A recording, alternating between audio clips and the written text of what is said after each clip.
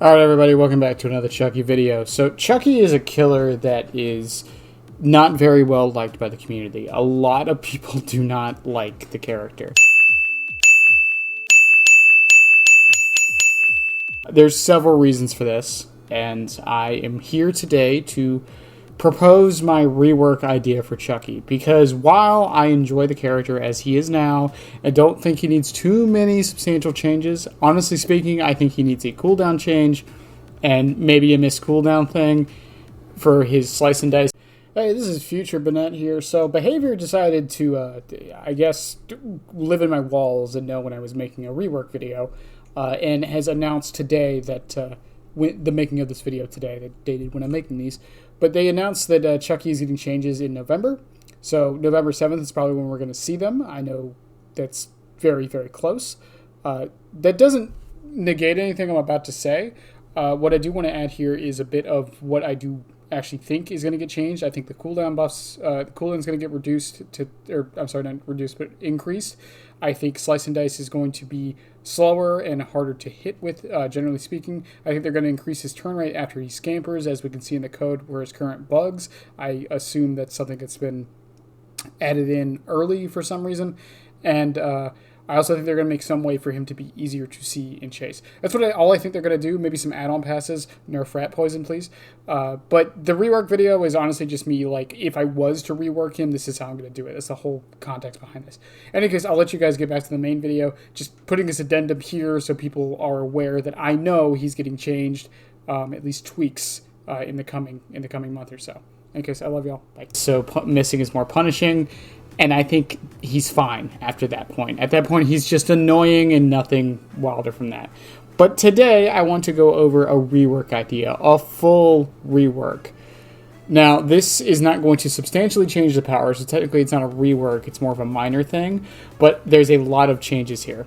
This is from sentiments that I've heard from the community, from things I've heard from other Chucky players, from ideas I pulled from other killer players, from ideas I've heard from Survivor players, etc., etc. I've taken all the feedback I've heard from so many people, and I have decided to make an entire video with every single piece of those feedbacks put into one thing. This video is going to be separated into a few parts, particularly the main power and then the add-ons. But the main power, obviously, Chucky has 3 parts to his power, and we're going to get into that here in a little bit.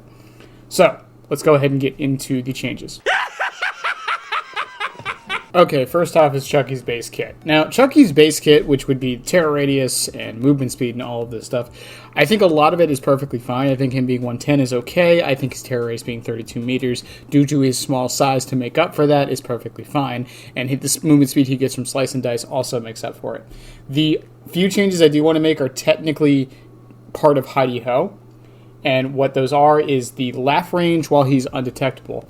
At the moment, while Chucky is undetectable, within 12 meters, this is for any reason of undetectability from perks to his power, he lets out a chuckle, an audio laugh that can be heard within 12 meters. This is directional. I would lower this to 10 meters.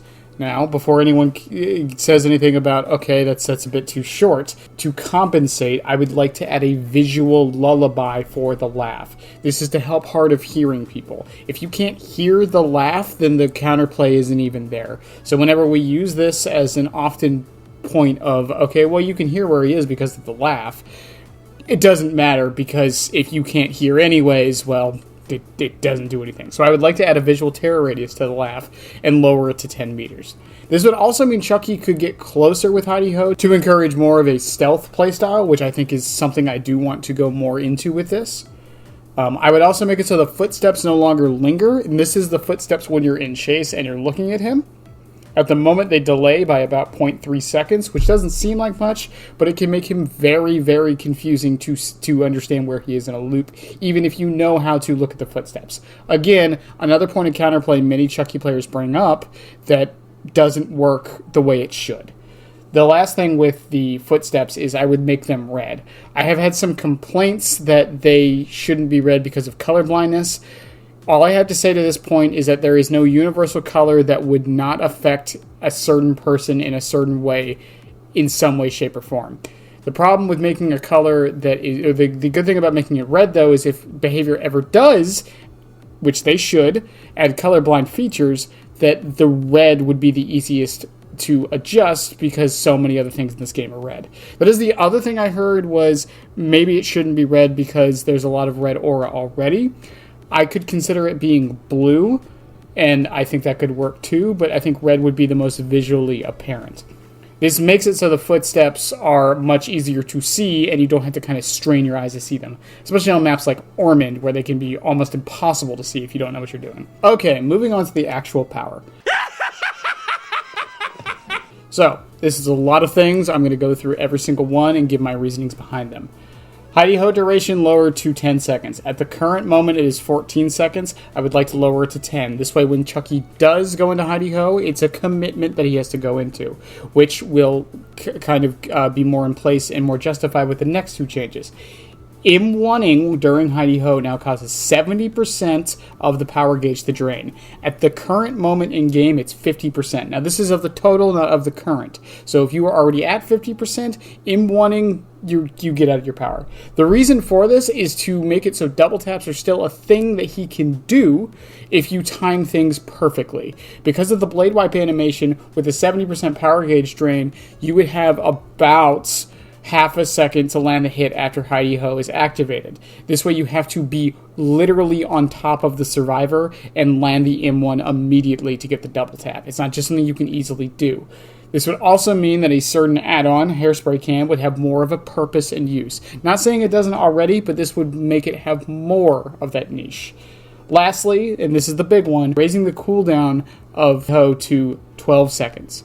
Right, at the current moment, it is 10 seconds. I would raise it to 12. This can be adjusted accordingly. I've heard some people say 14. I've heard some people say it's fine at 10. I think meeting in the middle at 12 would be perfectly okay. My problem with making it too high, because if we make it 14 or 16, I feel Power Drill would become a required add-on, or at least feel like it is because of how much it lowers the cooldown by. The argument could be made rework Power Drill, but I think Power Drill doing what it does is perfectly okay. So this is my compromise, is make it 12 seconds. This would also mean to fix the bug of the cooldown buffering, but it's a whole other discussion. On to Slice and Dice, probably the more problematic thing. I actually don't want to change Slice and Dice itself too much. I think the rage is perfectly fine, and I think its interactions with palettes and windows is perfectly okay. But I do have some changes to make it more apparent on the survivor side on what they could do. The first and biggest one, and this is probably the one I want to see the most, Slice and Dice's charge time has been increased to 1.5 seconds. At the current moment, it is 1 second. So this would be increasing it by 50%, which, for those who know Chucky, this means this is the charge time while you have Silk Pillow equipped. Now, this downside is often seen as a bad thing, but most people I've talked to who've played Chucky with Silk Pillow, and I have kind of gotten them to see how good it can be, have told me that the half a second is not that big of a deal once you get used to it. You will feel it at first. But the main point of this change is to make it so survivors have more time to react to a Slice and Dice charge. It also means that Chucky can't just pop hidey-ho and immediately start charging. There is a half-second buffer to give them more time to get around the corner and dodge. This would take some adjusting from Chucky players, obviously, but I don't think it would make it absolutely completely useless. The other thing is the missed cooldown animation. I would increase it to 2.2 seconds. This is to bring it more in line with other killer power missed cooldowns, and the main purpose of this is to stop people from using Slice and Dice to catch up to a survivor, miss, and then immediately be able to M1 anyways. Don't get me wrong, if they're stuck in a corner or something, fair game. But this is to stop the general use case of even if a Chucky misses a Slice and Dice, it doesn't matter. He can still land the M1, or he is close enough to hit them anyways before they make it to a loop. The main point of this is just that. It's to make him seem more punished for missing the M2, which also goes into the tie of the raising the cooldown and the hidey-ho lower duration. All of these are nerfs for sure, but I think Chucky's base is so strong that he will be perfectly okay with all of this. But this isn't even the end of it. Also, I've added a new effect. If you're charging and you don't reach the 50% buffer for the 1.5 seconds and you let go, you actually exit hidey-ho and laugh. Now, you might be saying this is punishing Chucky for faking. That is the whole point. which is the whole point of this. You can still fake with him with this change, you just have to be over that 50% mark. The whole point of this is twofold. One, I think it fits Chucky's character because it's you more like fucking with the survivor, because you're charging and you do the laugh and they dodge, and then you get out of hidey-ho and you like do a little laugh and then you M1 them because now they're in range for an M1 because they dodged out of the way. But this also means that Chucky cannot just repeatedly tap and fake his power to make people dodge out of the way left and right to get closer. The argument I'm sure I'm going to hear for this is, well, other M2 killers can do it. That's not the point, and that's never the point. Just because something else can do it doesn't mean something else should be able to do it, in most cases. I think Chucky being able to M2 fake as consistently as he can, because again, you can still do it, you just can't you have to commit to doing it. I've never liked that idea. Even as someone who does it a lot, I've never enjoyed that idea. Okay, next is Scamper. So probably the most controversial thing I'm going to say in this entire video, and the one that's probably going to get me the most flack from the general player base, is I'm bringing manual Scamper back. Now, hold on. I promise I made it fine. So, manual Scamper can be done on a pallet instantly with no charge time and causes you to instantly slice and dice. So what I mean by this is, rather than Chucky charging to do a slice and dice, if there's a pallet down, he can walk up to the pallet and immediately Scamper, and then he shoots forward in a straight line doing a slice and dice. It has a few points. One, it avoids the charge time of slice and dice, which means that it has utility towards that. It counters hold MW players, so you can actually do something against them. And two, it also acts more as a utility tool for shooting forward, as because of how the acceleration works on the slice and dice, it basically gives you a little bit more distance. Now, is this a perfect change? No, but I wanted to bring manual Scamper back in some way, shape, or form, and I think this is how we can do it. This means it's not just an I win button. You actually have to think about how you're going to use it, but it also circumvents some of the other changes I've done. The increased charge time, you don't like it? Well, you can Scamper a pallet, and there you go, you don't got to deal with it. Now, it is very limiting, but it is there. Next are window vaults. Window vaults are silent while you're in hidey-ho, leaving a footprint at the window that can be seen through walls. Now, silent vaults are something that even people who don't play Chucky kind of think he should have when he's in hidey-ho mode. This was on the PTB when Scamper was removed and was apparently a bug, and a lot of people were very disappointed that it was not there on live. Now, I don't want the increased movement speed, I just want it to be quiet. That's all I want here. The increased movement speed was kind of dumb in my opinion, but making it silent, I think, is worth it. I have heard complaints that this makes him very hard to track. I have two arguments to that. One, he's kind of supposed to be, and two, I really don't think it's that big of a deal. But to compensate for that, I added the leaving of a footprint at the window he vaulted. So when you vault, there is a footprint at the window from the location he went through, not where he's going to. This can be seen through walls within a 16-meter radius, just like every other footprint.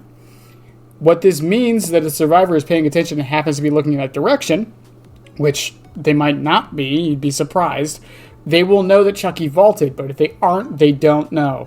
So this basically means when Chucky's in a loop with the window in play, such as Shack, a lot of your focus is going to have to be on the window even when you can't directly see it, which I think leads to more panic mind games and more of Chucky being like a little trickster, which is kind of what the faking thing was doing as well. I really like this change. I think it's an interesting way to do it and compensates for some of the frustrations that Chucky had from the silent vaults. And that's pretty much it for the base kit changes. I think a lot of these might seem a bit much, and would it knock Chucky down a little bit on the tier list? I think it would, but not as much as some have been telling me. I really do think his base is so strong already that he would be practically at the top of B tier at probably minimum. Maybe bottom of A. I just don't think he would be as strong as he is now, of course. But a lot of these changes are, like I said, specifically to address the frustrations people have with him that can realistically be fixed. Now, what do I mean by that? Because there are a few things that people have a problem with Chucky that can't be fixed. Chucky's too short. I'm sorry, everybody, that's the character. Chucky is a third-person camera. He would be frustrating and annoying to play in first person. Those are the two big ones. Like, the voice lines. I think there should be a toggle for it, but there isn't. I'm sorry. But everything else, I have addressed Scamper, I have addressed Slice and Dice, and I have addressed his base kit to make it more functional and better to play against. At that point, I don't know what else we could do to make this killer enjoyable for everybody. But I'm going to try with the add-ons, because there are some annoying add-ons, and we're going to get into that here. So we're going to go down the list from the iridescents to the browns. Now, I have done a video previously going over my changes to the add-ons. Some of them are kind of the same here. I have the same similar mindset. However, a lot of them have changed as my perception has changed over the few months, as people tend to do. So we're going to go down from the Eries and all the way down to the browns. If I don't mention an add-on or I say all blank color, that means that none of them have been changed. So, Hard Hat, which is his first iridescent. It now has a token system. Every time you break a pallet, gain a token. For each token, increase Slice and Dice's range by 3%. Iridescent Amulet. Same now, so it increases the duration by 50%. However, it removes your ability to Slice and Dice and increases your move speed by 5% while in Hidey-Ho. Now, the iridescents were interesting because the way I wanted to do this was I wanted Hard Hat to be the Slice and Dice one, and I wanted the Amulet to be the Hidey-Ho one. So basically, these two add-ons give you two different playstyles that you can play around. And I wanted the Amulet to focus more on that buffing Hidey-Ho in some way, shape, or form. And with the 5% movement speed, while it would make Chucky kind of just a worse Ghostface, basically, it would have some situational uses considering Chucky's short size. It would make him a lot different from Ghostface in that sense. The Hard Hat one, 3% increase to the range. I wanted to cap it out at 5 stacks, so that's a 15% increase in range, which for those who don't know, Jump Rope, an add-on he has now, is 8%, so it would be double of that. So that could be interesting, considering the base is 16 meters. It would usually come out to about an extra 2 meters or so, which could be really good, and I like the idea of a token add-on that does something like this. And it would also still have its current effect where if you scamper a pallet, it breaks the pallet. So it would synergize with itself in that sense. All right, on to the browns. Like I said, the Eries probably really don't need these changes. These are just ideas I've been coming up with to maybe change them. But as they are currently, they're perfectly fine. First up on the purples, we have Pile of Nails. For those who don't know what Pile of Nails does, at the moment, it currently makes you undetectable for 3 seconds after exiting Hidey-Ho. I would keep it exactly the same as it is now, the 3 seconds. However, I would make it so it removes your laugh when you exit Hidey-Ho. This is one of the reasons why Pile of Nails is such a bad add-on. It's not the only reason, but it's part of the reason. Not only do you laugh when you're undetectable during those 3 seconds, but Chucky also manually, loudly laughs where he goes, ah ha ha, when he gets out of Hidey-Ho. This lasts for 1.5 seconds. So basically, you're getting a 1.5 second undetectability. I think increasing it to 5 seconds might be too much. Who knows? But making it 3 seconds without that laugh, I think it would be perfectly serviceable. Next is Plastic Bag. Plastic Bag currently applies Exhausted to somebody that steps on a footstep. Now, there's a few problems with this. One, you have no idea if they did it. 2, Exhausted isn't the best effect to apply all the time because you don't know if they actually have an Exhausted effect. And 3, the people usually getting hit by this are the people on gens. So I have changed it to, rather than apply the Exhausted status effect, it now applies Oblivious for 30 seconds. This means the people on gens getting hit by it actually get punished for it. And Chucky can make a lot of good use out of Oblivious because it doesn't activate his lullaby either. So he wouldn't be going into Hidey-Ho to get closer to people, they just couldn't hear him coming. So I think it could work out well there. Mirror Shards, same as it is now, but I added it to cause your lullaby to be activated globally. So when you go into Hidey-Ho, people still get the lullaby symbol regardless of your range. I think it would be a nice way to inverse it and kind of give Chucky a I mess with you add-on. I kind of like add-ons like that. Razor. Straight Razor is exactly the same. I think Straight Razor is perfectly fine, considering its tier with the other Mangled and Hemorrhage add-ons. Yardstick is the same. I have thought about increasing the range, but Yardstick's range is the same as a Slice and Dice range, so I think it kind of synergizes with it on its own there. Some could argue it's not as good as Rat Poison, which we'll get into next, but I think Yardstick is perfectly serviceable and does the job it's supposed to do. Next is Rat Poison, probably Chucky's most controversial add-on, if not one of the best add-ons in the game. Top 10, hands down, almost no argument. Rat poison. Change to cause survivors to scream when entering your terror radius during slice and dice.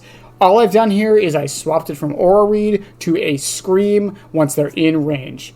This does a few things. One, it means it can't be used on the spot to immediately know where someone... it can still be used on the spot to immediately know where someone is, but you can't use it for them to get rid of your main form of counterplay, which is losing line of sight similar to Nurse, by juking you, by faking you out. Now, they can do that. Rat Poison gets rid of a lot of that counterplay. It also means, and I've said this many times in the past, it's actually kind of buffs Chucky, the add-on, a little bit. So there are situations where you go for a slice and dice and someone will take a pallet last second. With this scream effect, that might stop that and get you some hits doing it, which is going to be very interesting to see. Silk Pillow, I would keep it as is. However, the downside would have to change because of the increased charge time on the base kit. Rather than increasing your charge time, it now decreases the slice and dice range by 5%. So this is also to compensate for the fact that you have a lower terror radius, so basically you're making Chucky more of a shorter range killer, and you're getting a lower terror radius for the compensation for that, which I think would be perfectly okay. TV, keep exactly the same. I think TV's a fun in-game add-on, and I don't think it needs change. Similar to like Alucard Shield on Dracula, I think fun add-ons like this are perfectly okay. All the yellows and browns, I would keep exactly the same. Maybe some number changes, but nothing too specific right now. I think the general effects that they do are perfectly okay. I think Good Guy Box can maybe use a little bit of a change. And I have actually gone back on my thoughts on Good Guy Eyes, mostly because of range testing, and I was wrong on that, so I really don't think it needs changing. Hey, feature banana here. I forgot to add running shoes into here. Running shoes I actually wanted to change to kind of do what the currently bugged Chucky does, where it increases his turn rate after scampering. It's really all I want to do to it. I think making it tied to an add-on rather than the base kit is the best way to go about it. That way, if you want to play into it and add this other form of counterplay, you have to sacrifice one of his other powerful add-ons. Okay, that's it for Future Banette for now. Bye. Browns aren't supposed to be good anyways. They're usable, every single one of them. They have a purpose, and I think that's enough. So that's it. That's every change I would make to the current Chucky to make him better for the game. Now, there are some Chucky mains watching this. I know you're in my comments. I see you on my Twitters that are probably mauling right now. I need to make this very clear.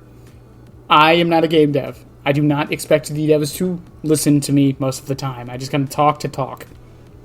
But I will say a lot of this is from the community. I have asked Survivor players, Killer players, other Chucky players, and a lot of this is just a culmination, a collaboration, if you will, of a lot of these ideas. The idea for the manual scamper came from an idea from Revium. Yoshi in my community is the one who came up with the fake 50% thing, where it's kind of like a mind game and an actual mechanic.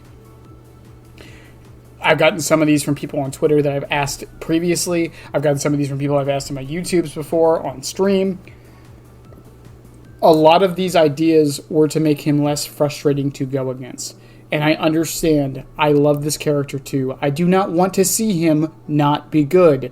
But we do have to face the facts. Regardless of his stats, regardless of his kill rate, his win rate, he is extremely frustrating to play against. And we need to find a way to fix that.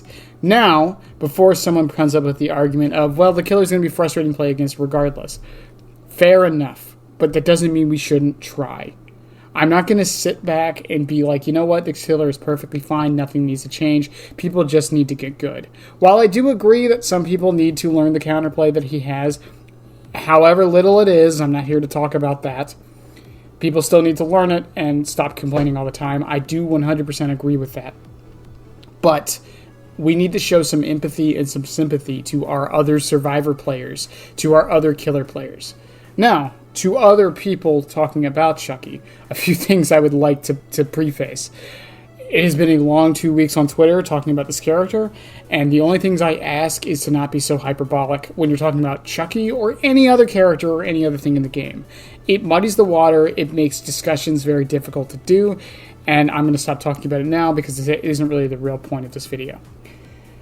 Okay, in any case, that's all I have to say about Chucky. I hope you guys enjoyed the video. I hope the rework idea at least gets some ideas going in your head as well. Let me know any changes you would like to see to Chucky. Maybe you don't like my ideas. That's perfectly okay. I'm always open to constructive criticism. Go check my Twitter. I'm perfectly okay with constructive criticism. The key word being constructive. Don't call me a dipshit, an idiot, or tell me I'm not playing enough. Anyways, I love you guys. Have a good one. And yeah, bye. Subscribe, damn it. I'll be back. I always come back, and so should you, you moron.